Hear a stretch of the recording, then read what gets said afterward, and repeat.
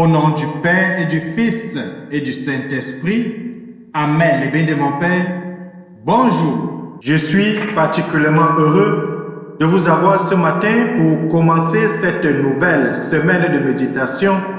Et j'imagine que chacun de nous sommes allés à l'église hier pour célébrer le 6e dimanche du temps ordinaire, où nous avons écouté les 3 lectures que l'église nous donnait. Eh bien, de mon Père, aujourd'hui, nous commençons une nouvelle journée de méditation et je tiens déjà à vous remercier et à vous féliciter, vous qui avez fait le déplacement nombreux pour assister à la grande célébration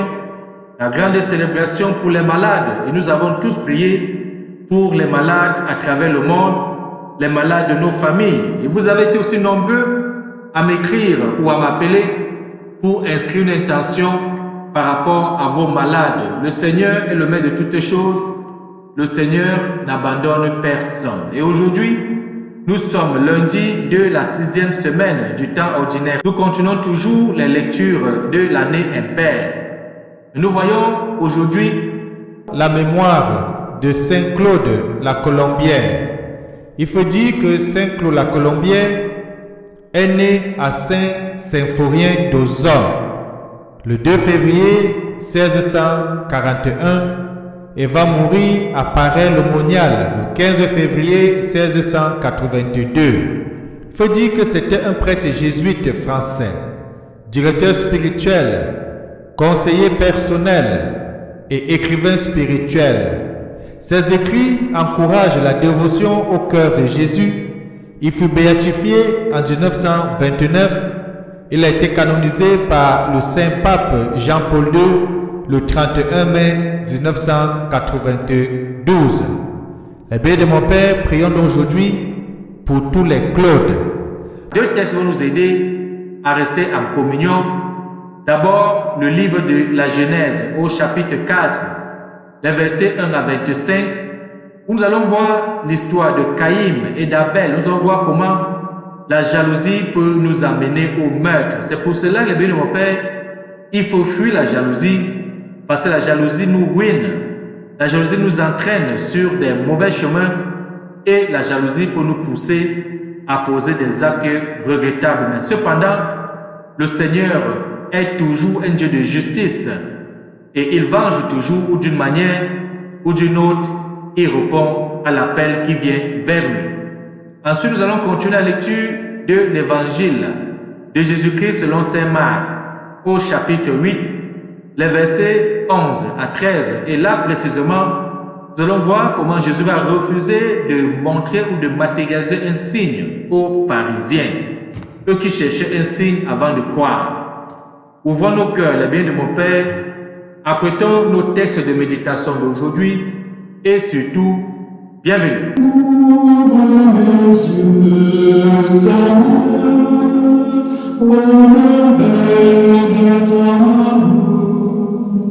Je suis la mer sur le chemin, guéris-moi, je veux te voir. Le Seigneur nous guérit de notre incrédulité. Tournons-nous vers lui et prions avec l'intercession de Sainte Bernadette Soubirous. Tu prends la défense des humbles, Seigneur. Tu les aimes et les glorifies. Et tu as donné à Sainte Bernadette d'étonnantes grâces de patience et de charité. Permets qu'à sa prière et à son exemple, en suivant simplement les chemins de la foi, nous puissions te contempler dans le royaume des cieux. Par Jésus-Christ, ton Fils bien-aimé, lui qui vit et règne avec toi dans l'unité du Saint-Esprit, Dieu maintenant et pour des siècles et des siècles. Amen. Je vous invite dans le bien de mon Père à ouvrir vos Bibles au texte de Genèse au chapitre 4, de lire les versets 1 puis les versets 15 à 25. Après avoir fait cette lecture, je nous invite à la méditation du psaume 49. Bonne méditation. Marchons sur les pas du Seigneur pour rendre gloire à notre Dieu. Le Dieu des dieux, le Seigneur,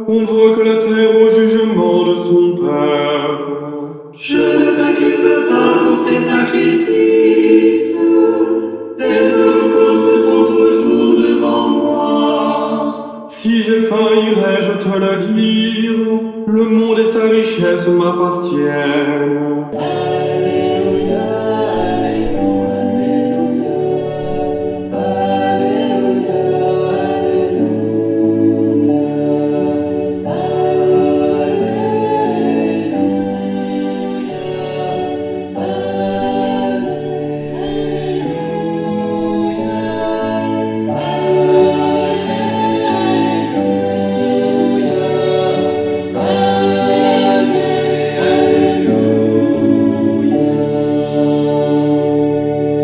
Évangile de Jésus-Christ selon saint Marc, au chapitre 8, les versets 11 à 13. En ce temps-là, les pharisiens suivirent et se mirent à discuter avec Jésus pour le mettre à l'épreuve. Ils cherchaient à obtenir de lui un signe venant du ciel. Jésus soupira au plus profond de lui-même et dit: pourquoi cette génération cherche-t-elle un signe? Amen, je vous le déclare, aucun signe ne sera donné à cette génération. Puis il les quitta, remontant en barque, et il partit vers l'autre rive. Acclamons la parole de Dieu. Louange à toi, Seigneur Jésus-Christ. Pourquoi cette génération cherche-t-elle un signe? Eh bien, mon Père, les pharisiens demandent un signe. N'ont-ils pas été témoins d'une multitude de miracles? La parole de Jésus n'a-t-elle pas fait chanter à leurs oreilles toutes les Écritures d'une manière inouïe et surtout d'une manière irréfutable? Le témoignage de tous n'est-il pas unanime?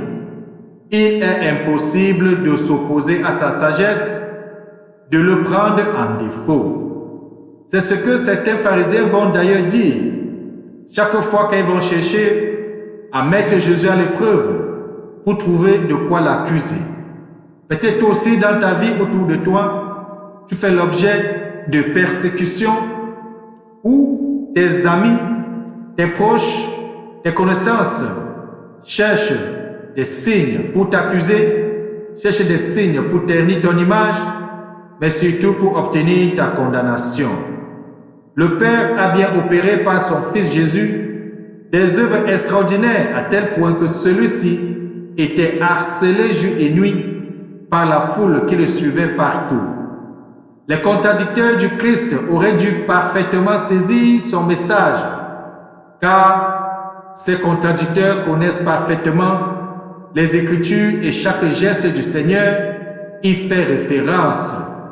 Mais mystérieusement, Dieu permet que pour un temps, leur cœur soit endurci et leurs yeux obscurcis par un voile opaque qui leur refuse de voir en Jésus l'accomplissement des promesses de la Torah et surtout l'accomplissement des prophètes.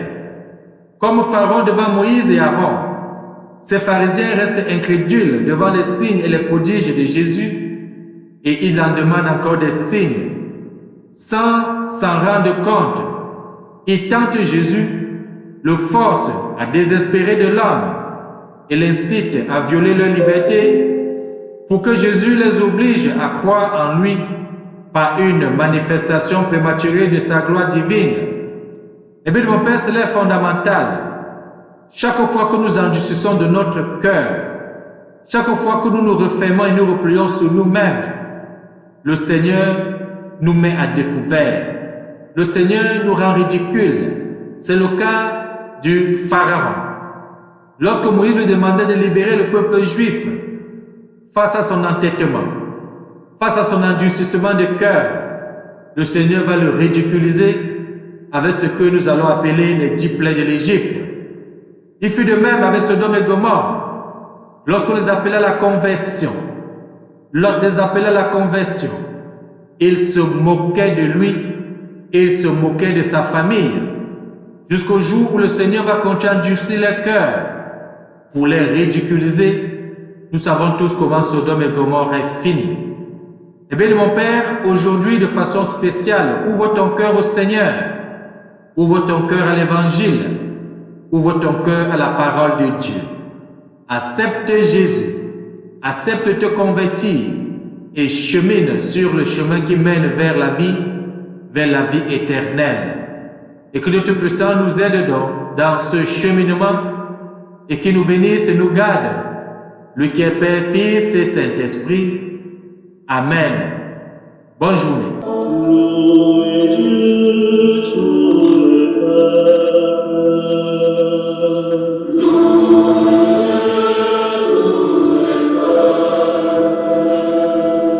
Chantez sa grande gloire. Chantez sa grande gloire. Oui, notre Dieu nous aime. Son amour